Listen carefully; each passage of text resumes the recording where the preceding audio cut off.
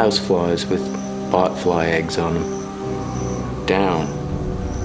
Come on, little friend. There she goes. Look at that.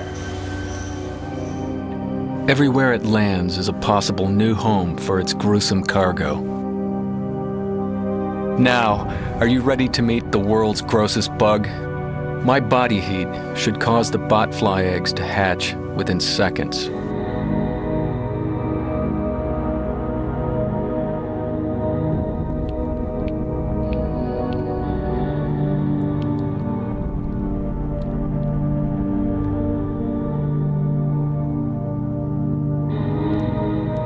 I can see several larvae that have hatched from the eggs of this, and the maggots are trying to find a hair follicle, and they're moving down into my flesh. Now, I'll do most things, but this is one gross bug that I don't want living inside me. I'm gonna kill it with this alcohol here. That's it. You'll see why. Normally I'm not squeamish about insects, but, well, you'll see why I don't want this crawling around in my flesh. How you doing, girl? See all these little lumps here? What these are spots, and they're a seething mass of wiggling maggots.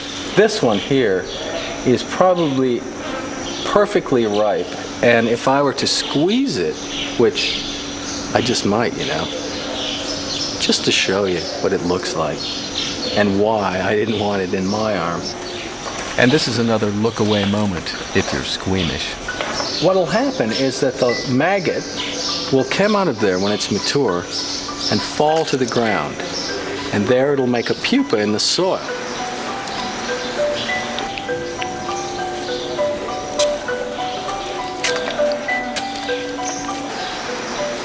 After several weeks, the adult will emerge and the botfly's amazing life cycle will begin again.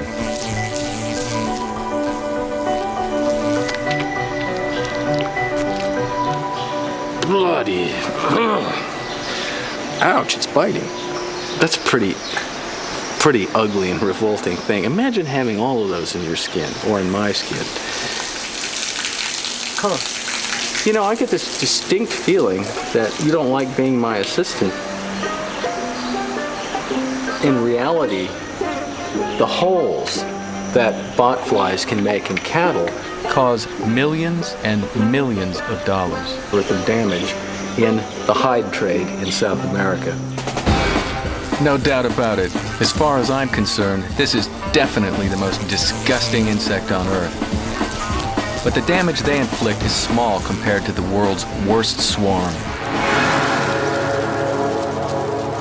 When it comes to bugs, few sights are more impressive than this. For sheer destruction, nothing beats these guys. They can travel hundreds of miles a day and cover 150 square miles or more. In one terrible binge, they can destroy the livelihood of 1/10 of the world's human population. But locusts only swarm under certain conditions. And for years, scientists have wondered why. Here at Oxford University in England, experts are trying to figure out what makes this shy grasshopper turn into a monster. And here's the secret. When locust numbers increase, something switches in this bug's brain that says swarm. See this area on the hind leg? All it takes to tweak this individual into swarm mode is for me to rub its leg for 5 seconds every minute for the next 4 hours. Essentially, I'm recreating what happens in the wild. When locust numbers increase and food sources dwindle, it forces solitary locusts to come together, be social, and rub up against each other.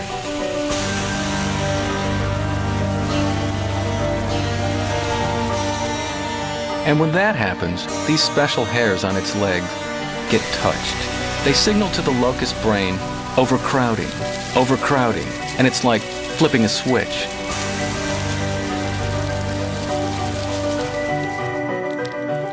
Over the coming weeks, it will molt 5 times, change color and shape, and become social, very social.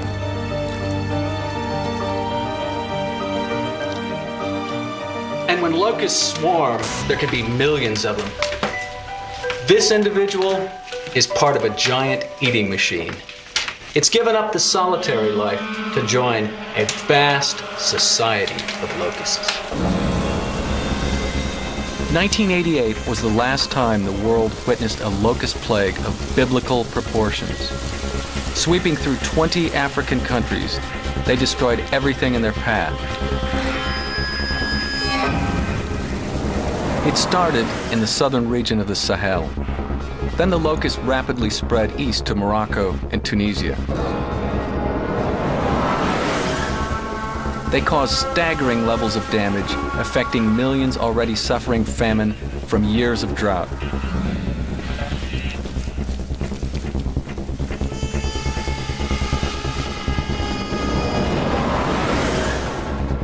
Next, the swarm swept through Sudan, heading for Saudi Arabia, Iraq, and onto Iran.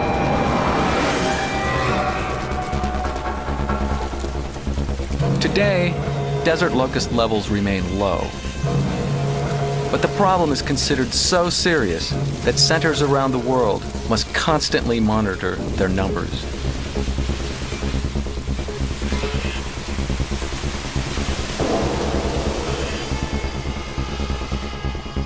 In terms of the famine and the devastation they cause, the locust is almost certainly the world's worst swarm.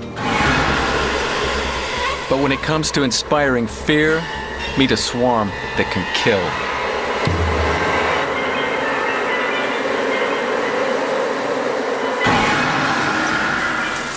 When insects swarm, they're of one mind: to feed, defend their nest, or find a new home. When thousands of insects move as one, the result can be devastating. Arizona's Sonoran Desert is home to a seemingly unstoppable swarm. In October 1990, the killer bees were found for the first time in the United States. Since that time, they've been moving steadily northward. Here in Arizona, they're already here, and I'm gonna go find them.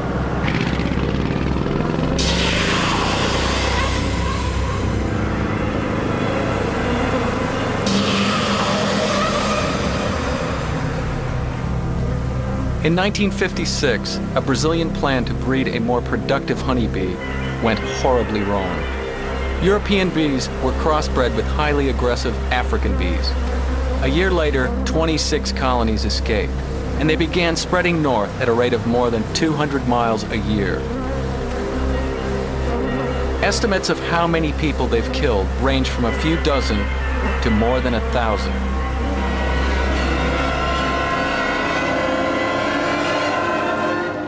I'm here with the bee master, Dr. Steve Tanis, who's Arizona's expert on Africanized bees.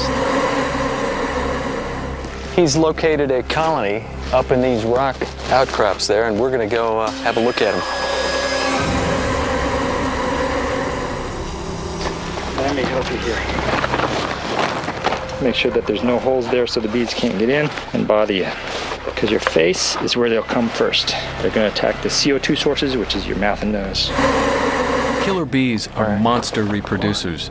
Give a colony of European bees a year, and if it's lucky, it might become 3 colonies. Studies have shown that if you have Africanized bees and you give them the same conditions, that one colony will turn into 30 to 33 colonies. The Africanized honeybee looks exactly like its cousin, the ordinary honeybee. But there's a very large difference. And in defending their colonies, they dispense with all formalities.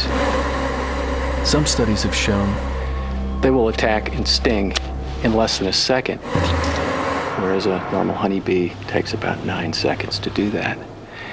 The Africanized honeybee will chase a moving target, quite literally half a mile, whereas normal honeybees may get onto, say, 100 feet, if that. And when you're attacked by killer bees, the consequences can be very tragic.